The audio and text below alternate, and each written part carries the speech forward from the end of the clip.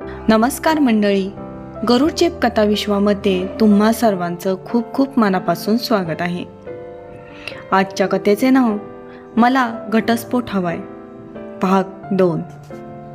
सुमितही मीनाला जा जा परत येशील माझ्याकडं बघ असं रागाने म्हणाला. मीनानेही तोडीस तोड उत्तर दिले, वाट बघ आता माझी, लवकरच तुला नोटीस मिळेल. ही मीना आता साधी राहिली नाही. मीनाने बॅग उचलून राधाचा हात धरून ती निघून गेली. सुमित जरा खुश झाला, कारण त्याला अडवणारं आता कोणीच नव्हतं.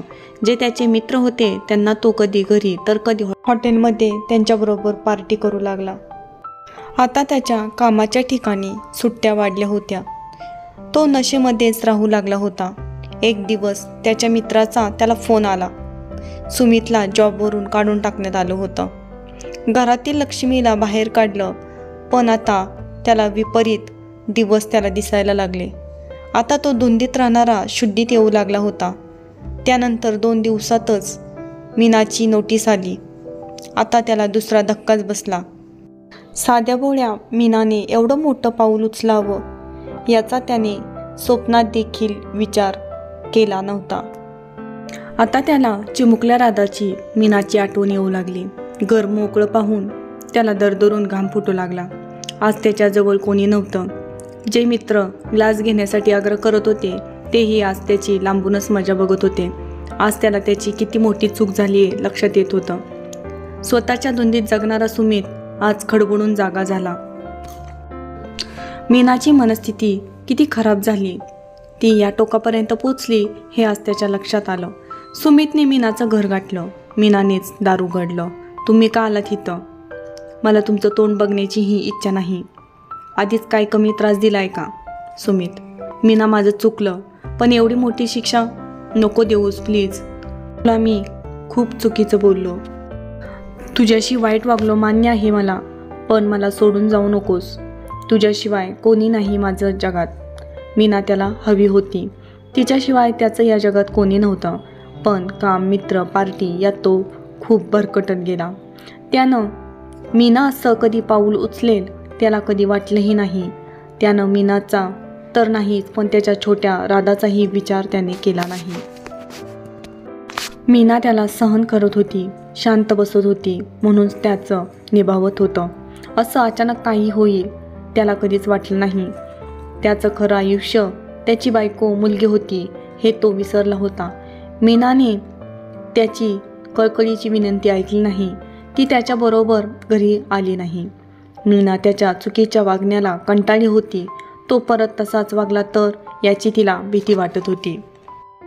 तिलाही त्याचं वागणं, त्याचं व्यसन याची भीती वाटत होती. ती भावनिक होऊन त्याच्याबरोबर गेली, पण हा पुन्हा तसाच वागला तर याची तिला भीती वाटत होती. आज तो एकटाच घरी आला. तो मनातून खूप घाबरला होता. मीनाला त्याला कायमची गमवायची नव्हती. आज त्याला विचारायला ना ही खरी दुनिया होती, ना मित्र ज्याच्याबरोबर याने जास्त वेळ घालवला होता. तो त्याच्या विचाराच्या तंद्रीत बसला होता. त्याची भूकतान हरपली होती. मीनाने अखेर त्याच्यापासून डिव्होर्स घेतलाच. आता अखेर ती तिच्या नवऱ्याच्या घरी तिचं राहिलेलं सामान घेण्यासाठी आली. छोटी राधाही तिच्याबरोबर होती. राधाला पाहून सुमितला खूप रडायला आलं. तो तिच्या गळ्यात पडून ओक्साबोक्षी रडत होता. जशी वाळू हातातून निसटावी तसं काहीतरी निसटतंय असं त्याला वाटत होतं. त्याचं रडणं पाहून तिलाही रडायला येत होतं, पण तिने तिचे अश्रू अडवले होते. पण जशी ती घरात फिरत होती तसं तिला सुरुवातीचे दिवस आठवत होते.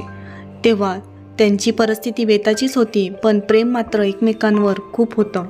काटकसरीने तिने बऱ्याचशा वस्तू घरात घेतल्या होत्या. घराला तिच्या पद्धतीने खूप सुंदर पद्धतीने सुशोभित केलं होतं. कितीही कामात असला तरी सुमित मीनाच्या आवडी जपत असे, तिला वेळ देत असे. पुन्हा कामाचा व्याप वाढला, पैसे आले आणि सुमितला नाही ते उद्योग सुचू लागले. त्याच्या निगेटिव्ह इफेक्टमुळे आज त्याचं आयुष्य पोखरून टाकलं. जसं घरातील वाळवी घर पोखरून काढते, तशीच या चुकीमुळे सुमितचं आयुष्य पोखरून काढलं. त्यामध्ये दोघांचं बोलणं कमी झालं. त्यामुळे अविश्वास नात्यात आला आणि त्याची जागा मीनाच्या डोक्यात संशयाने घेतली. एकटेपणा, अविश्वास, संशय याने नात्यात दरी आली. मीनाने टोकाचं पाऊल उचललं. निर्व्यसनी असणारा सुमित चुकीच्या मित्रांबरोबर राहून व्यसन करू लागला. याचा त्यालाही ठाव ठिकाणा लागला नाही. यात त्याला मुलीचा, बायकोचाही कधी विसर पडला हेही कळालं नाही. मीनाला आज हे सगळं आठवत होतं. बाल्कनीत गेली तर तिच्या स्पर्शाने मोहरलेली झाडं तिला पुन्हा साथ घालतायत असं वाटत होतं. त्यांनाही तिच्याशिवाय करमत नाही असं ते सांगत होतं. तिलाही नवऱ्याचं घर सोडून जाऊ नये असंच वाटत होतं. दोघांनी एकत्रित घालवलेला वेळ, सुमितने तिला घरात केलेली मदत, गरोदरपणात तिची घेतलेली काळजी, आनंदाने एकत्र ताटात जेवताना भरवलेला घास, सगळं तिच्या डोळ्यासमोर येत होतं. तिला आठवून खूप रडायला आलं. सुमित मागून तिची अवस्था पाहत होता. त्याला बघताच तिने त्याला मिठीच मारली. त्याच्या गळ्यात पडून ती मोठ्याने रडू लागली. सुमित, मीना रडू नकोस, मला खूप त्रास होतोय. सुमित पुढे म्हणाला, मला एक संधी दे, तुझ्या मी डोळ्यात कधीच अश्रू येऊ देणार नाही. तो तिचे डोळे पुसत होता. मी खूप मोठी चूक करत होते सुमित, मीही नाही जगू शकत तुझ्याशिवाय.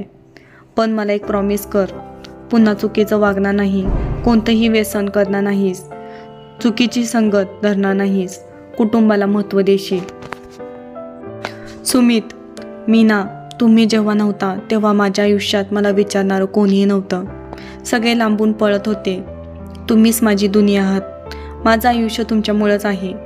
मीना, यापुढे माझ्याकडून कसलीही चूक होणार नाही, मी तुला प्रॉमिस करतो.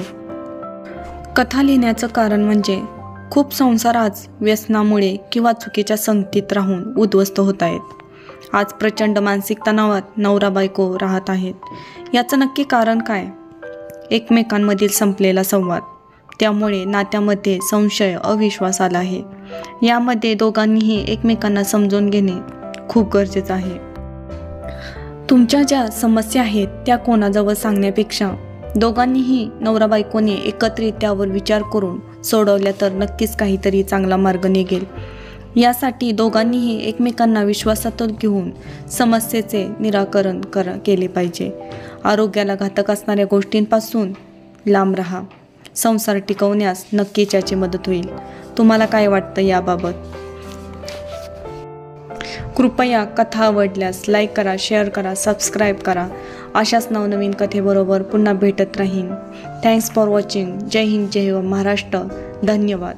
Keep support, keep watching.